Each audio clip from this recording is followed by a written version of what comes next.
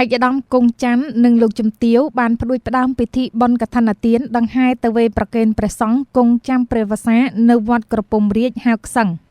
នារសៀលថ្ងៃអាទិត្យ14កើតខែកត្តិកឆ្នាំកុរឯកស័កពុទ្ធសករាជ2563ត្រូវនៅថ្ងៃទី10ខែវិច្ឆិកាឆ្នាំ2019ឯកឧត្តមគង់ច័ន្ទអនុរដ្ឋលេខាធិការក្រសួងកសិកម្មនិងលោកជំទាវលោកស្រីអោបតេងនិងស្វាមីព្រមទាំងបុត្រលោកអោបសំអាតនិងលោកស្រីយុះស្រីមុំលោកស្រីសឹមច័ន្ទនីព្រមទាំងកូនចៅនិងពុទ្ធបរិស័ទបានដង្ហែកឋិនទានសាមគ្គីវេប្រគេនព្រះសង្ឃដែលគង់ចាំព្រះវស្សាអស់ត្រីមាសក្នុងពុទ្ធសីមានិងបានប្រគេនបច្ច័យសម្រាប់កសាងនិងទីសេនាសនៈនានាក្នុងវត្តក្រពុំរាជហៅក្សឹងស្ថិតនៅភូមិក្សឹងសង្កាត់រកាក្នុងក្រុងដូនកែវខេត្តតាកែវក្នុងឱកាសដ៏ប្រពៃឯកឧត្តមអនុរដ្ឋលេខាធិការបានថ្លែងអំណរគុណយ៉ាងជ្រាលជ្រៅជូនចំពោះឯកឧត្តមលោកជំទាវលោកអុកញ៉ាលោកស្រីសមាជិកសមាជិកានិងពុទ្ធបរិស័ទទាំងអស់ដែលបានចូលរួមដង្ហែគ្រឿងបរិក្ខារកឋិននិងបច្ច័យមកប្រគេនព្រះសង្ឃនិងបន្តកសាងសមិទ្ធផលនានាក្នុងវត្តក្រពុំរាជហៅក្សឹង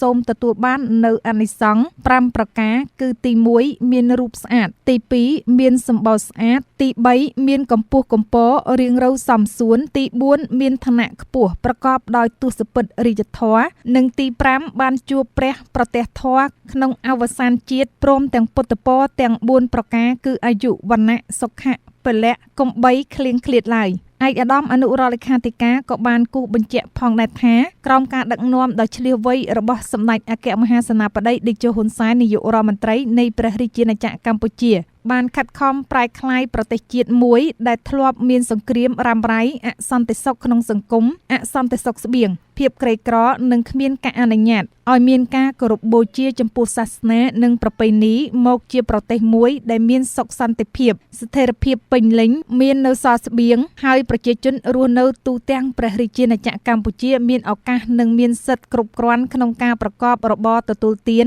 ធ្វើបុណ្យទាននិងគោរពបូជាចំពោះព្រះពុទ្ធសាសនានិងសាសនាដទៃទៀតបានយ៉ាងទូលំទូលាយអាស្រ័យហេតុដូច្នេះដើម្បីប្រជាជនយើងគ្រប់រូបបន្តមានឱកាសដ៏ល្អប្រពៃនេះកុំឲ្យបាត់បង់ទៅវិញឯកឧត្តមអនុរដ្ឋលេខាធិការបានស្នើដល់ប្រជាជនខ្មែរគ្រប់រូបត្រូវបន្តខិតខំគាំទ្រការដឹកនាំរបស់សម្ដេចតេជោនាយករដ្ឋមន្ត្រីដើម្បីបន្តរក្សាសមិទ្ធផលនានាដែលបានកសាងកន្លងមកថែរក្សាបានយ៉ាងពេញលេញនៅសុខសន្តិភាពស្ថិរភាពសង្គមនិងបន្តការអភិវឌ្ឍប្រទេសជាតិឲ្យកាន់តែរីកចម្រើនថែមទៀតដោយធ្វើយ៉ាងណាសម្រេចឲ្យបាននៅចក្ខុវិស័យរបស់សម្ដេចតេជោនៅឆ្នាំ2030និង2050សូមបញ្ជាក់ផងដែរថាបុណ្យកឋិនទានសាមគ្គីនេះឯកឧត្តមគង់ច័ន្ទអនុរដ្ឋលេខាធិការក្រសួងកសិកម្មនិងលោកជំទាវលោកស្រីអោបតេងនិងស្វាមីព្រមទាំងបុត្រលោកអោកសំអាតនិងលោកស្រីយុះស្រីមុំលោកស្រីសឹមច័ន្ទនីព្រមទាំងកូនចៅនិងពុទ្ធបរិស័ទជិតឆ្ងាយបានទទួលបច្ច័យចំនួន